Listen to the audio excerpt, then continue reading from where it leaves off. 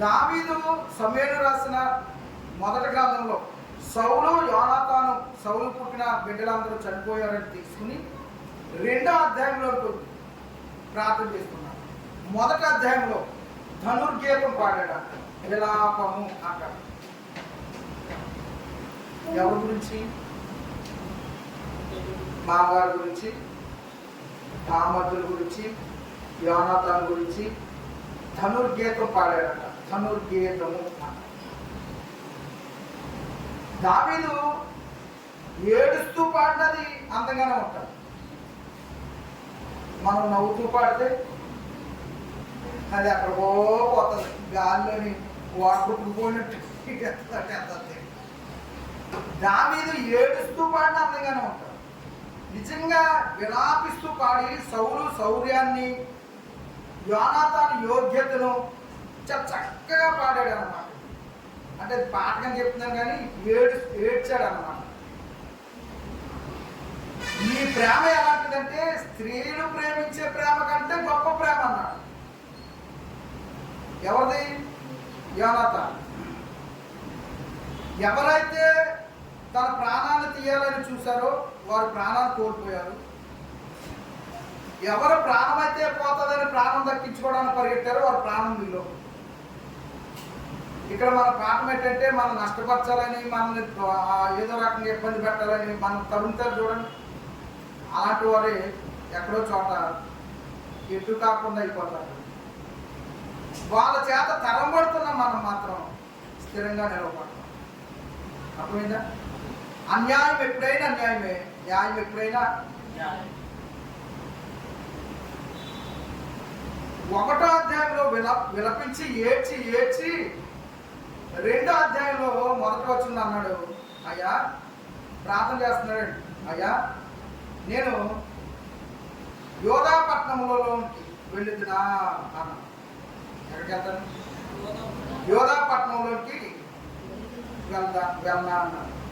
ప్రభు ఏమన్నాడంటే వెళ్ళు అన్నాడు. ఒక అడిగాడు, జవాబు వెంటనే చెప్పాడు. ఇప్పుడు నేను ఇండియాకి వెళ్ళనా లేదా అమెరికాకి వెళ్ళనా అని మనం ప్రార్థన చేసాం. వెళ్ళు అని ప్రభు అన్న తర్వాత మరలా ఇంకొక విషయం కొరకు ప్రార్థన చేస్తామా, వెళ్ళిపోతామా? అమ్మా ఏ విషయం కొరకు చేస్తాం? చదివేసేవాక ఇప్పుడు అమెరికాకి నేను అమెరికాకి వెళ్ళాలనుకున్నాను ప్రభు అంటే వెళ్ళు అన్నాడు ప్రభు. ఇక మీరు ప్రిపేర్ అయిపోతారా, ఇంకేదైనా ప్రార్థన చేస్తారా? ప్రిపేర్ అయిపోతారు. అమ్మ ప్రిపేర్ అయిపోతారు. మీరు అంతే కదా, ప్రిపేర్ అయిపోతారా? దావీదు అన్నట్టు కాదు. దావీదు అన్నాడు, సరే ప్రభా నేను ఏ స్థలానికి వెళ్ళను, యోధాపట్నంలోకి వెళ్ళమన్నాం. చాలా పెద్ద పట్టణాలు ఉన్నాయి, చాలా గ్రామాలు ఉన్నాయి, చాలా విశాలమైనది. అయితే ఏ స్థలంలో ఉండాలి, ఎక్కడికి వెళ్ళాలి అని మరలా అడిగాడు. ఇది మీకు ఎలా ఉంది? ఇదేమో వెళ్ళనా అన్నాడు, దేవుడు వెళ్ళిపోమన్నాడు కదా, వెళ్ళిపోవచ్చు కదా, మరలా ఏ స్థలానికి? అదే దావీదు యొక్క దేవుడితో ఉన్న సంబంధం ఎంత అన్యోన్యంగా ఉంటుందో చూడండి. అమాయకత్వంగా కనబడతారు కానీ అందులో గొప్ప తెలివి ఉండదు. దావీదు ఉద్దేశం ఏంటంటే దేవుడు వెళ్ళమన్నాడు కదా అని ఏదో పట్టణంలోకి వెళ్ళి ఏదో స్థలంలో ఉండిపోవాలన్నది కాదు. నేను వెళ్ళే స్థలం నాకు క్షేమమని నాకంటే ఎవరు తెలుసు? నా ప్రభువు తెలుసు, నా దేవునికి తెలుసు. అందుకని యెహోవా నా కాపరి, నాకు ఏమి కలగదు. ఆయన నా కాపరి. నేను ఏ స్థలంలో ఉంటే నాకు మంచిదో, ఏ స్థలంలో ఉంటే నాకు క్షేమము, ఏ స్థలంలో ఉంటే నాకు నెమ్మదో, ఏ స్థలంలో ఉంటే నాకు ఆరోగ్యమో, ఏ స్థలంలో ఉంటే నాకు మంచో అది ఆయనకి తెలుసు. యోధాపట్నంలోకి వెళ్ళిపోమన్నాడు, ఏదో పట్టణంలోకి వెళ్ళిపోయి ఉండలేదండి.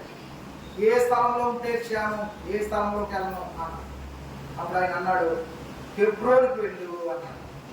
అర్థమైందండి? ఇక్కడ మనం నేర్చుకునే సింపుల్ పాఠం ఏంటంటే మనం ఏదైనా అడిగేటప్పుడు అది స్పష్టంగా అడగాలి. మీరు ఏదైనా అడగండి. హన్న నాకు ఏదో ఒక బిడ్డని ఈ ప్రభావం లేదు, నాకు మగ బిడ్డని ఇవ్వండి, ఆ బిడ్డను మీకు ఇస్తాను. స్పష్టత ఉండాలి, ప్రార్థనలో స్పష్టత ఉండాలి. మీరు అడిగేది ప్రభుకు తెలియదని కాదు, మీరు అడిగేది మీరు అడగకముందే, మీ నాలుకకి రాకముందే, మీ నోటకి రాకముందే ఆయనకి తెలుసు. అయినా మీరు అడిగేది చాలా స్పష్టంగా ఉండాలి. మీరు ఎన్ని ప్రశ్నలన్నీ వేసి అడగండి, గుచ్చు గుచ్చు అడగండి, ఆయన ఓపుతో సమాధానం చెప్పారు. ఇక్కడ దేవుడిని దావీదు ఎందుకు అడిగాడు?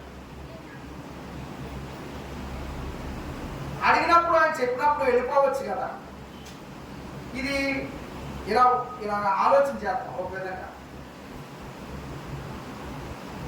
దావీదుని దేవుడు అడగకుండా, దేవుడు దావీదుని అడగకుండా వెళ్ళిపోయాడు అనుకోండి. ఎందుకంటే ప్రాణాలు తీసే సౌలు లేడు, అతనికి హాని చేసే సైనికులు లేరు. ఇప్పుడు అతను వెళ్ళడానికి, నివాసం చేయడానికి మార్గం సరళమైంది.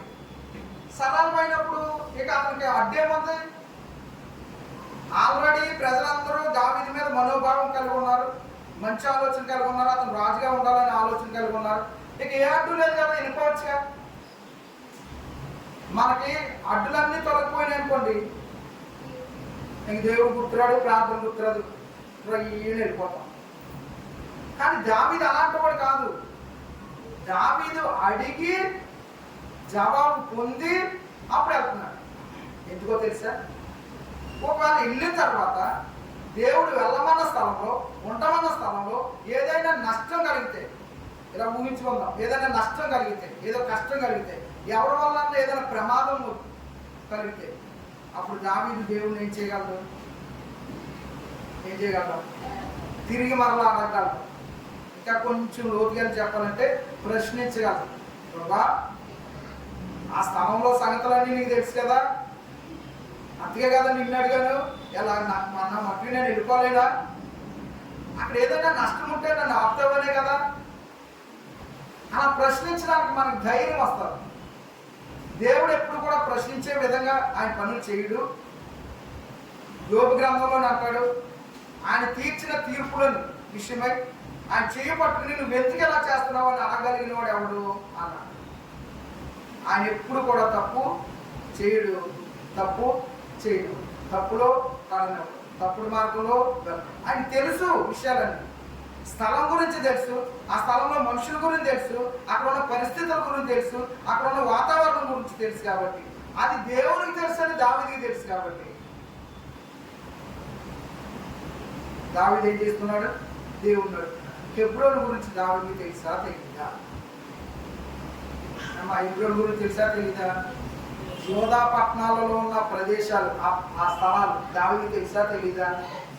యోధా గోత్రంలో పుట్టినవాడు, అక్కడే మసినవాడు. ఆ ప్రజలు ఎలాంటి వాళ్ళు, వాతావరణం ఎలాంటిది, ఆ స్థలాలు ఎలాంటివి అన్నీ ఎరుగు.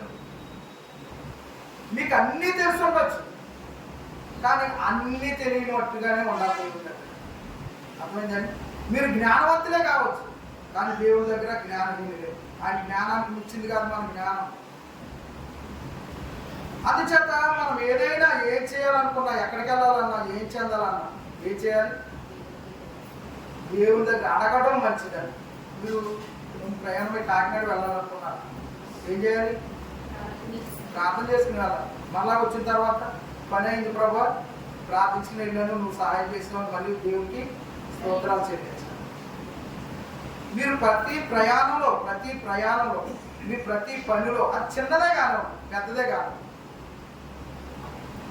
అడావుడిగా వెళ్ళిపోవడానికి ప్రయత్నించేది, త్వరగా వెళ్ళిపోవడానికి ప్రయత్నించేది. కనీసం ఒక నిమిషం దేవుని సన్నిధిలో ఏం చేయాలి?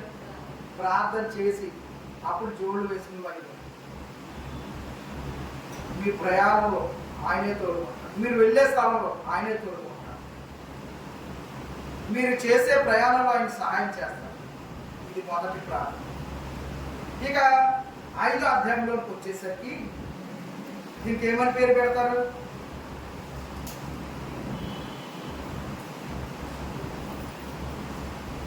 ఏమని పేరు పెడతారు?